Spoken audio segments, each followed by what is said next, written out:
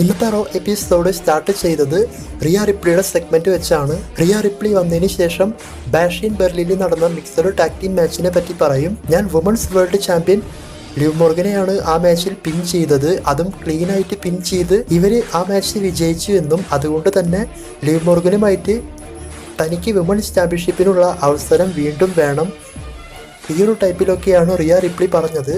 അതായത് ക്ലീൻ ആയിട്ട് തോൽപ്പിച്ചതുകൊണ്ട് ഒരു ചാമ്പ്യൻഷിപ്പിന്റെ അവസരം. അതിനുശേഷം ലിവ് മോർഗനെ റിങ്ങിലേക്ക് വിളിക്കും. എന്നാൽ ലിവ് മോർഗൻ അല്ല അവിടെ വന്നത്, ഡൊമിനിക് മിസ്റ്റീരിയോ ആണ്. ഡൊമിനിക് മിസ്റ്റീരിയോ വന്നതിന് ശേഷം റിയ റിപ്ലിയെ വിട്ടുപോയ കാര്യത്തെ പറ്റിയും എന്നാൽ മെയിൻ ആയിട്ട് റിയ റിപ്ലി പറയുന്നുണ്ട്, നീ ലിവ് മോർഗനെ അധികം വിശ്വസിക്കേണ്ട, അവൾ തന്നെ നിന്നെ ഉപദ്രവിക്കുമെന്ന്.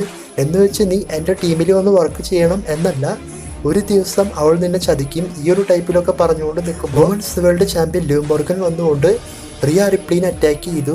ശേഷം റിയ റിപ്ലി തിരിച്ച് അറ്റാക്ക് ചെയ്തു, എങ്കിലും സാധിച്ചില്ല. അതായത് റിങ്ങിന്റെ റോപ്പിൽ കാല് കുടുങ്ങി റിയ റിപ്ലി താഴേക്ക് വിടാൻ പോകുന്നതായിട്ടും ആ ഒരു അവസരം ഉപയോഗിച്ച് ഇവർ കണ്ടിന്യൂസ് ആയി അറ്റാക്ക് ചെയ്യും. പിന്നീട് ഡാമിൻ പ്രീസ്റ്റ് അവിടെ വന്നുകൊണ്ടാണ് റിയ റിപ്ലിയെ സേവ് ചെയ്തത്. ആ സമയം ഡൊമിനിക്കും ലിവ് മോർഗനും അവിടെ വിട്ട് എസ്കേപ്പ് ആയി പോയി ഈ ഒരു സെഗ്മെന്റിൽ. അപ്പോൾ ഇതാണ് ഈ സെഗ്മെന്റിൽ നടന്നിട്ടുള്ളത്. പിന്നീട് റോ എപ്പിസോഡിൽ ഫസ്റ്റ് നടന്ന match alpha academy versus American made, ഇവർക്ക് തമ്മിലുള്ള ടാഗ് ടീം മാച്ചാണ്. മാച്ചിന്റെ അവസാനം ചാറ്റ് കേബിളിന്റെ അമേരിക്കൻ മേഡ് ടീം തന്നെയാണ് വിൻ ചെയ്തത്. വിൻ ചെയ്തതിന് ശേഷം ചാറ്റ് കേബിൾ അങ്കിൾ ഹൗഡിയെ വീണ്ടും ചാലഞ്ച് ചെയ്തു. അതായത് ഒരു 8-man ടാഗ് ടീം മാച്ചിന് വേണ്ടിയിട്ട്, അതും സാധാരണ മാച്ചല്ല, ഒരു സ്ട്രീറ്റ് ഫൈറ്റ് മാച്ചാണ് നടക്കാൻ പോകുന്നത് എന്നൊക്കെ പറഞ്ഞുകൊണ്ട് അങ്കിൾ ഹൗഡിയെ ചാലഞ്ച് ചെയ്തു.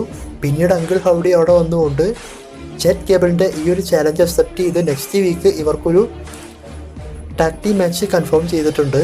അപ്പോൾ ആ മാച്ച് വേറെ ലെവലാവാനുള്ള ചാൻസ് വളരെയധികം കൂടുതലാണ്. പിന്നീട് ഷെയ്ന ബേസ്ലർ സെലീന വേഗ, ഇവർക്കൊരു സിംഗിൾസ് മാച്ച്. അപ്പോൾ ഈ മാച്ചിന്റെ അവസാനത്തിൽ സെലീന വേഗയെ തോൽപ്പിച്ച് ഷെയ്ന ബേസ്ലർ ആണ് വിൻ ചെയ്തത്. വിൻ ചെയ്തതിന് ശേഷം കണ്ടിന്യൂസ് ആയി ഇവർ അറ്റാക്ക് ചെയ്യുമ്പോൾ ലൈറ വൾക്കിരിയെ വന്ന് സെലീനയെ സേവ് ചെയ്യാൻ വേണ്ടി നോക്കിയെങ്കിലും സാധിച്ചില്ല. ഇവരെല്ലാം ചേർന്ന് ലൈറ വൾക്കിരിയനെയും അറ്റാക്ക് ചെയ്തുകൊണ്ട് ഈ സെഗ്മെന്റ് അവസാനിപ്പിച്ചു. പിന്നീട് റിയ റിപ്ലിക്ക് കാലിൽ പരിക്ക് പറ്റിയതുപോലെ ബാക്ക് സ്റ്റേജിൽ കാണിച്ചു. അതുപോലെ തന്നെ ഡാമിൻ പ്രീസ്റ്റിന് ഫിൻ ബാലർ ടീമുമായിട്ട് ഇന്ന് മാച്ച് ഉണ്ട് എന്നും ഡാമിൻ പ്രീസ്റ്റിനെ സപ്പോർട്ട് ചെയ്യാനായിട്ട് ഫ്രണ്ട്സ് ഒന്നുമില്ല, ഈ ഒരു ടൈപ്പിലൊക്കെയാണ് ഈ സെഗ്മെന്റ് കൊണ്ടുപോയത്. അതേസമയം ഫാൻസ് അവിടെ ഇരുന്ന് ജെയിംസോടെ ഈറ്റ് പറഞ്ഞുകൊണ്ട് ചാൻറ്റ് ചെയ്യുന്നുണ്ടായിരുന്നു. പിന്നീട് CM പങ്കിന്റെ സെഗ്മെന്റ്. അപ്പോൾ ഈ സെഗ്മെന്റിൽ CM പങ്ക് ഉദ്ദേശിച്ചത് ഡ്രൂ മാക്കൻടയറുമായിട്ടുള്ള പ്രശ്നങ്ങളെല്ലാം അവസാനിച്ചു. CM പങ്കിന്റെ വൈഫിന്റെ ബ്രേസ്ലെറ്റ് CM പങ്കിന്റെ കയ്യിൽ തന്നെ വന്നു. അതുകൊണ്ട് തന്നെ CM പങ്കിന്റെ പുതിയ പ്ലാനിനെ പറ്റിയാണ് ഈ സെഗ്മെന്റിൽ മെയിനായിട്ടും പറഞ്ഞിട്ടുള്ളത്. അതായത് ഇപ്പോഴത്തെ വേൾഡ് ചാമ്പ്യൻ ഗന്ധറിനെ വേൾഡ് ചാമ്പ്യൻഷിപ്പ് മാച്ചിന് ചാലഞ്ച് ചെയ്യുന്നത് പോലെ, ആ ഒരു ചാമ്പ്യൻഷിപ്പ് താൻ വിൻ ചെയ്യാൻ പോകുന്നത് പോലെ, ഇങ്ങനെയാണ് CM പങ്ക് മൊത്തത്തിൽ ഈ സെഗ്മെന്റ് കൊണ്ടുപോയത്.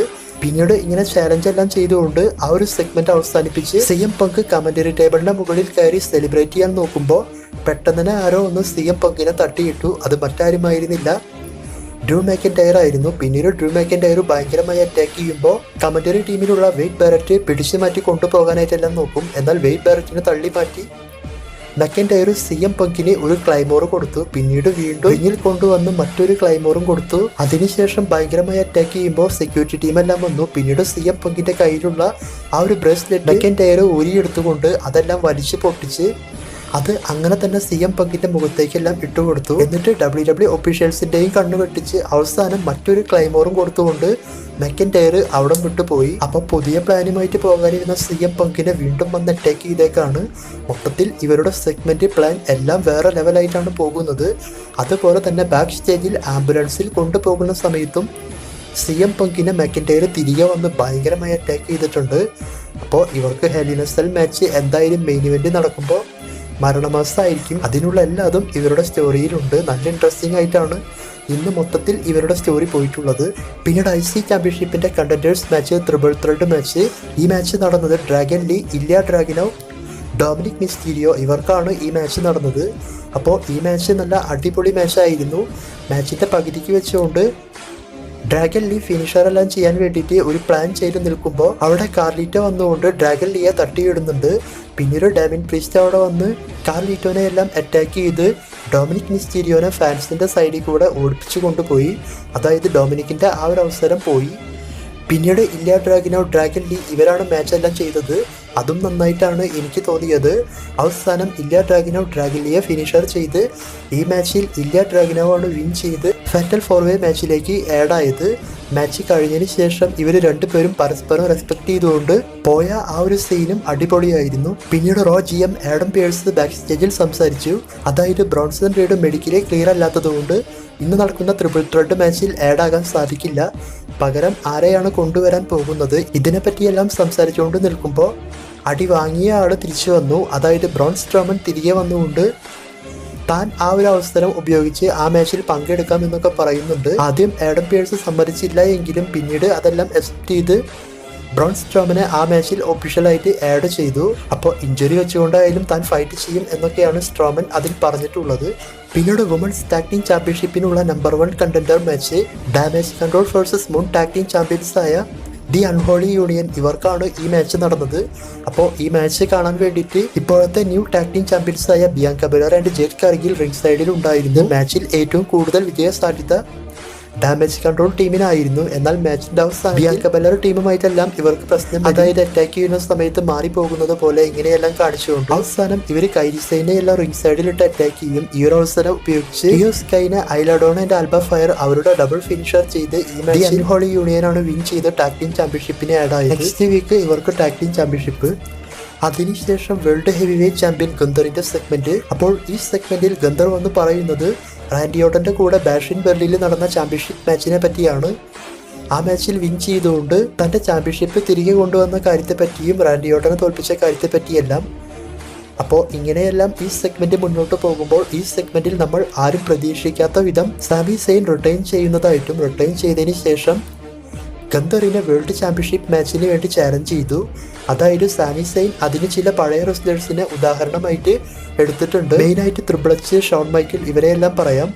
അപ്പോൾ അവരെല്ലാം മുൻപ് IC ചാമ്പ്യൻഷിപ്പ് ജയിച്ചതിന് ശേഷമാണ് വേൾഡ് ചാമ്പ്യൻഷിപ്പ് ജയിച്ചിട്ടുള്ളത് എന്നും അതുപോലെ തന്നെ ഗന്ധറും അങ്ങനെ തന്നെയാണ് IC ചാമ്പ്യൻഷിപ്പ് ജയിച്ചാണ് ഇപ്പോൾ വേൾഡ് ചാമ്പ്യൻഷിപ്പ് ജയിച്ചിട്ടുള്ളത്. അതേപോലെ തന്നെ താനും വേൾഡ് ചാമ്പ്യൻഷിപ്പ് ജയിക്കാൻ പോകുകയാണ്. അതായത് IC ചാമ്പ്യൻഷിപ്പ് ആദ്യം ജയിച്ചു, ഇനി ഞാൻ വേൾഡ് ചാമ്പ്യൻഷിപ്പ് ജയിക്കും, എന്നിട്ട് അവരുടെ ലിസ്റ്റിൽ താനും വരും. ഈ ഒരു ലെവലിലൊക്കെയാണ് സാമി സെയിൻ പറഞ്ഞത്. എന്നാൽ ഗന്ധർ ഈ ഒരു ചാലഞ്ച് അവിടെ വെച്ച് സ്റ്റോപ്പ് ചെയ്യിപ്പിക്കുന്നത് പോലെ അല്ലെങ്കിൽ അക്സെപ്റ്റ് ചെയ്യാൻ താല്പര്യം കാണിക്കാത്തത് പോലെ അവിടെ നിന്നും ഇറങ്ങിപ്പോകും. എന്നാൽ സാമി സെയിൻ പറയുന്നത് നിന്നെ WWE ക്ലീനായിട്ട് തോൽപ്പിച്ച ഒരേ ഒരാൾ ഞാനാണ്, അതുകൊണ്ട് തന്നെ ഞാൻ വീണ്ടും നിന്റെ അടുത്തേക്ക് വരാണ്, നിന്റെ കയ്യിലുള്ള വേൾഡ് ചാമ്പ്യൻഷിപ്പ് ഇപ്രാവശ്യം ഞാൻ കൊണ്ടുപോകും. ഇങ്ങനെ ചാലഞ്ച് ചെയ്തുകൊണ്ട് ഈ സെഗ്മെന്റ് മൊത്തത്തിൽ അവസാനിപ്പിച്ചു. അപ്പോൾ ഈ സെഗ്മെന്റ് നല്ല അടിപൊളി സെഗ്മെന്റ് ആയിരുന്നു. സാമി സെയിൻ ചാലഞ്ച് ചെയ്തതും നന്നായിട്ടുണ്ട്. പിന്നീട് IC ചാമ്പ്യൻഷിപ്പിന്റെ കണ്ടന്റേഴ്സ് മാച്ച് നടന്നു. ലൂഫിൻ കൈസർ, ഷെയ്മസ്, ബ്രോൺ സ്ട്രോമൻ ഇവർക്കാണ് ഈ മാച്ച് നടന്നത്. ഈ മാച്ച് നല്ല അടിപൊളി മാച്ചായിരുന്നു.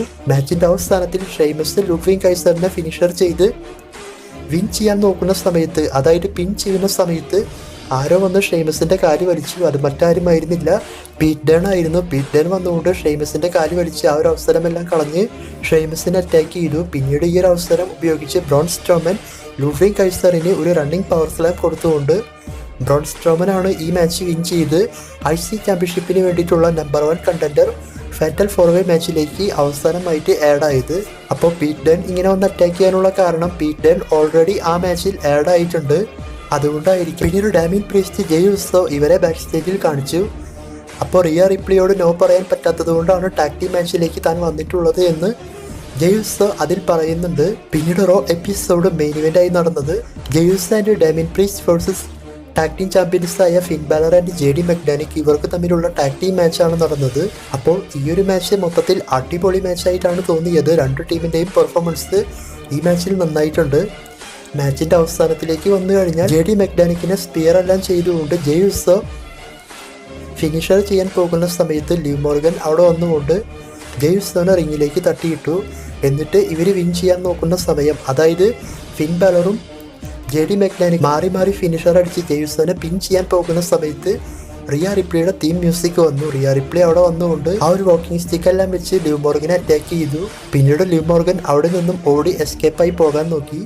ശേഷം ഫിൻ ബാലറിന് ജെയ് ഉസോ ഒരു സ്പിയർ കൊടുത്തു. പിന്നീട് JD മെക്ഡാനിക്കിനെ ഡാമിൻ പ്രീസ്റ്റ് കൾട്ടി ക്രോസ് പോലെയുള്ള ആ ഒരു ഫിനിഷർ ചെയ്ത് ജെയ് ഉസോനെ കൊണ്ടും ഫിനിഷർ ചെയ്യിപ്പിച്ച് ഈ മാച്ചിൽ ജെയ് ഉസോ പിൻ ചെയ്ത് Damian Priest and Jey Uso ഇവരാണ് വിൻ ചെയ്തത്. പിന്നീട് ഇവരെല്ലാം സെലിബ്രേറ്റ് ചെയ്ത് നിൽക്കുമ്പോൾ റോ എപ്പിസോഡ് എൻഡ് കാർഡ് കാണിച്ച് അവസാനിപ്പിച്ചു. അപ്പോൾ ഇന്നത്തെ റോ എപ്പിസോഡ് എങ്ങനെയുണ്ട് എന്ന് ചോദിച്ചാൽ നല്ല അടിപൊളി ഷോ ആയിട്ടാണ് തോന്നിയത്. ചെയ്തിട്ടുള്ള എല്ലാ മാച്ചുകളും സെഗ്മെൻറ്റും നന്നായിട്ടുണ്ട്. മുൻപ് നടന്ന റോ എപ്പിസോഡൊക്കെ ഇടയ്ക്ക് ലാഗ് വരാറുണ്ട്, എന്നാൽ ഈ റോ എപ്പിസോഡ് മൊത്തത്തിൽ സെറ്റായിരുന്നു. നിങ്ങൾക്ക് റോ എപ്പിസോഡ് ഇഷ്ടപ്പെട്ടോ എന്ന് കമൻറ്റ് ചെയ്യുക.